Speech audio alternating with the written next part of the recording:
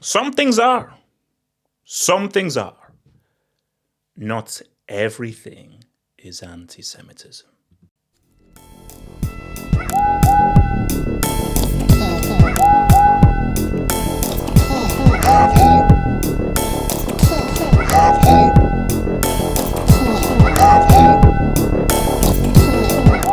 I'm not racist. So I just want to put that in there in case anyone knows. I'm not racist. I just want to put that clear out there. So I have love for everybody. I have love of my people of color and my people of no color. So shout out to my white people, my yellow people, brown people, black people, people of all shades. Bring the aliens up in that piece. So I just wanted just to give you that little thing that where, as the dude would say, the Big Lebowski, I'm racially cool. I'm racially cool with everybody, man. But this whole Maccabi Tel-Aviv thing is very interesting. It's very interesting. So again, just to give you a little bit of a precursor. So Maccabi Tel-Aviv play Aston Villa in Birmingham, which is actually where my brother is based. So, and I believe the local council in charge of security, they did a risk assessment. And in the risk assessment, they said that this would prove too high a risk to move forth. So therefore, they have banned the Maccabi Tel Aviv fans from coming. So you see, on the surface, it seems, oh, what?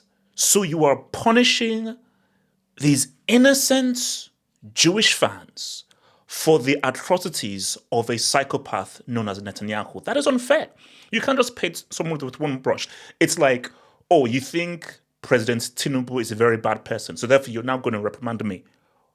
What do I have to do with whatever President Tinubu does? Which, and again, President Tinubu is a great person. Shout out to my Oga Prezo. Shout out to Tinubu. He's trying. He's doing his best. But yeah, you can't just... So on the surface, it seems anti-Jewish. Again, for me, I don't want to go into a long video about it. I don't believe in anti-Semitism because there are Semites and Semites over different people. So I don't believe in the word anti-Semitism. That word doesn't make sense. I believe in the word racism and anti-Jewish. So if you're banning Maccabi Tel Aviv fans, that is racist and that is anti-Jewish, which I think would be wrong. But we need context. We need context. So this is from the Prime Minister, Keir Starmer. So he put out a tweet saying, "This is the wrong decision. We will not tolerate anti-Semitism on our streets. The role of the police is to ensure all football fans can enjoy the game without fear of violence or intimidation." So we said, okay, well, okay, no, that makes sense. The whole point of police, the whole point of security is anybody can come through, and so the police, it is your job to try to protect the Maccabi Tel Aviv fans if they come under fire from any anti-Jewish violence or any racial violence that is put against it because they are Jewish and because they are Israeli, and Israel right now, they're not really everybody's best friend right now. So that sort of makes sense on the surface. So this is context. I'm not bringing context. So Eintracht Frankfurt fans will not attend the Champions League match at Napoli. UEFA rejected the appeal by Frankfurt to move to a neutral venue after their fans were banned due to a risk of violence between rival fans. So this was in 2023, the city centre of Naples ahead of Napoli's Champions League match versus Frankfurt. So you can't just jump to this being anti-Jewish without doing context. So that's just one thing there where, okay, no, maybe you're banned not because you're Jewish, but because your fans are troublesome. So what proof? What proof do you have that our fans are troublesome? Remember Amsterdam? What happened in Amsterdam? When Maccabi Tel Aviv faced Ajax, I believe we did a video on this channel, a video was done on this channel, of what happened. And where people rushed to, oh my gosh, look at what they're doing to Maccabi Tel Aviv fans. This is anti-Jewish, this is racist, anti-Jewish, racist. But this is the beauty of YouTube. This is the beauty of the internet. This is the beauty of TikTok, of Instagram, is on the ground real stuff. So what was shown on mainstream media was, this is anti-Jewish, that's what anti-Semitic, that word, this is racist, all that stuff. when we saw those videos, we saw real footage of guys with their phones, real hardcore footage that is not undoctored of, oh no, Maccabi Tel-Aviv fans, they were causing this. You don't believe me? Let's ask someone who was on the ground. So, shout to Courtney Bono Images. So I'm Dutch, and I think it's shameful that the BBC and other large media outlets are framing the banning of Maccabi football fans as anti-Semitism. When they were in Amsterdam, they were behaving like hooligans, assaulting people and chanting death to Arabs. That's why we threw them into the canals. Their threat to national security grows some effing spines, journalists, and do your jobs. Okay, Keir Starmer, okay, let me tell you what Keir Starmer is going through. So the issue with Keir Starmer is we have to now do some background. So there was, of course, an attack on a synagogue, massive attack by this crazy Syrian dude that, killed people, racial attack, anti-Jewish attack that happened. And Keir Starmer is under pressure because they don't feel as if so it's a mixture of how he's handling immigration, and they feel that he is not firm enough in dealing with what people perceive to be the rise of anti-Jewish sentiments happening in England. So for Keir Starmer, he's like, bro, I'm under pressure right now. So he feels his need to step in to be like, hey, if we're not banning fans, this now plays into this anti-Jewish sentiment. So Keir Starmer said, this is just you being political here. Because if you're being real, you have to do your research. Your research is, no, these Maccabi Tel-Aviv fans, they are troublemakers. So they're not viewing them as Jewish. They're viewing them in the same way they view the Frankfurt fans. The Frankfurt fans, you made trouble, you caused trouble, you get banned. Maccabi Tel-Aviv fans, you made trouble, you caused trouble, you get banned. Simple as that. And this is for their protection. Because again, my brother lives in Birmingham. And Birmingham is a very highly Muslim area. Because if the wrong things happen or someone does something stupid, all hell is going to break loose. Similar to what happened in Amsterdam. Someone said the wrong thing, and you only know the demographic of Amsterdam, all hell did break loose. So really, this is for their protection. because you say the wrong things and anything, I don't think the police will even be able to protect you. So literally, this is for your own good. And I think it's one of those things where, I remember there was something that used to happen to me in Nigeria. So it's a bit of a similar thing, but it was weird. So when I was going to school in Nigeria, this was actually wild. So somebody would have lost something. And the teacher would say, okay, someone has misplaced something, one of you stole it. And nobody would own up. So what the teacher would do, we basically have to go down on a desk like this, and they'd literally get a cane and basically beat all of us as punishment for nobody standing up. So literally, whoever stole that thing, by him keeping quiet, he punished all of us.